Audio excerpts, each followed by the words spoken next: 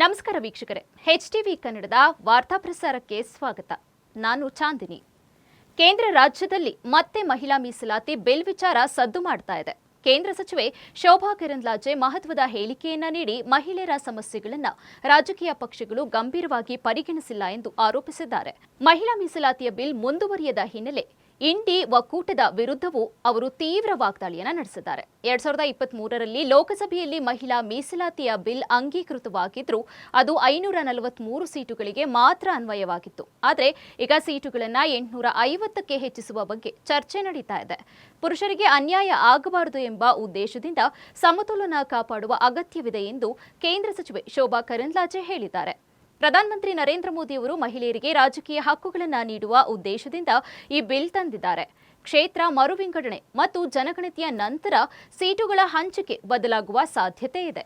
ಈ ಸಂದರ್ಭದಲ್ಲಿ ದಕ್ಷಿಣ ಭಾರತಕ್ಕೆ ಅನ್ಯಾಯವಾಗುವಂತ ಷಡ್ಯಂತ್ರ ರೂಪಿಸಲಾಗ್ತಾ ಇದೆ ಎಂಬ ಆರೋಪವನ್ನ ಅವರು ಮಾಡ್ತಿದ್ದಾರೆ.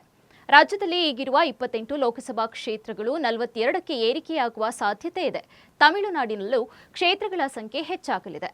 ಇದರ ನಡುವೆ ಇಂಡಿ ಒಕ್ಕೂಟ ಬಿಲ್ಗೆ ಬೆಂಬಲ ನೀಡದ ಕಾರಣದಿಂದ ಅದು ಮುಂದೂಡಿಕೆಯಾಗಿದೆ ಎಂಬ ಟೀಕೆ ಮಾಡುತ್ತಿದ್ದಾರೆ. ದೇಶದ ಮಹಿಳೆಯರು ಈಗ ಜಾಗೃತರಾಗಿದ್ದು ತಮ್ಮ ಹಕ್ಕುಗಳಿಗಾಗಿ ಧ್ವನಿ ಎತ್ತಿದ್ದಾರೆ ಎಂದು ಹೇಳಿದರು. ಸನ್ಮಾನ್ಯ ನರೇಂದ್ರ ಮೋದಿ ಅವರ ನೇತೃತ್ವದಲ್ಲಿ ಮಹಿಳೆಯರಿಗೆ ಮೀಸಲಾತಿ ಕೊಡಬೇಕು ಅನ್ನುವಂಥದ್ದು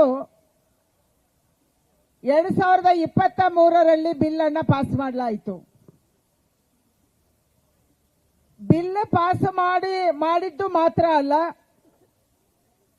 2014ರಿಂದ ಈ ದೇಶದ ಪ್ರಧಾನಿ ಆದ ದಿನದಿಂದ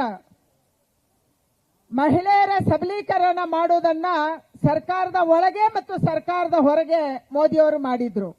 ರಾಜ್ಯಗಳಲ್ಲಿ ಮತ್ತು ದೇಶಗಳಲ್ಲಿ ಸರ್ಕಾರ ರಚನೆ ಮಾಡುವಾಗ ಮಹಿಳೆಯರಿಗೆ ಯಾವ ಖಾತೆ ಸಿಗುತ್ತೆ ಅಂತಂದ್ರೆ ಮಹಿಳಾ ಮತ್ತು ಮಕ್ಕಳ ಕಲ್ಯಾಣ ಇಲಾಖೆ ಮಾತ್ರ.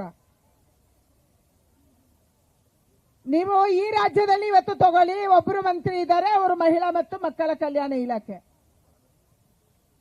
2008ರಲ್ಲಿ ಯಡಿಯೂರಪ್ಪನವರು ಸರ್ಕಾರ ಮಾಡುವ ಮೊದಲು ಸರ್ಕಾರ ಇತ್ತು. ಆವಾಗಲೂ ಯಾವುದು ಸಿಕ್ಕಿತ್ತಂದ್ರೆ ಮಹಿಳಾ ಮತ್ತು ಮಕ್ಕಳ ಕಲ್ಯಾಣ ಇಲಾಖೆ. ರಾಣಿ ಸತೀಶ್ ಇರ್ಬೋದು, ಭಾಗೀರಥಿ ಮರುಳಸಿದ್ದಗೌಡ ಇರ್ಬೋದು, ಹೀಗೆ ಬೇರೆ ಬೇರೆ ಅವರ ಹೆಸರು ನಮ್ಮ ಕಣ್ಣು ಮುಂದಿದೆ.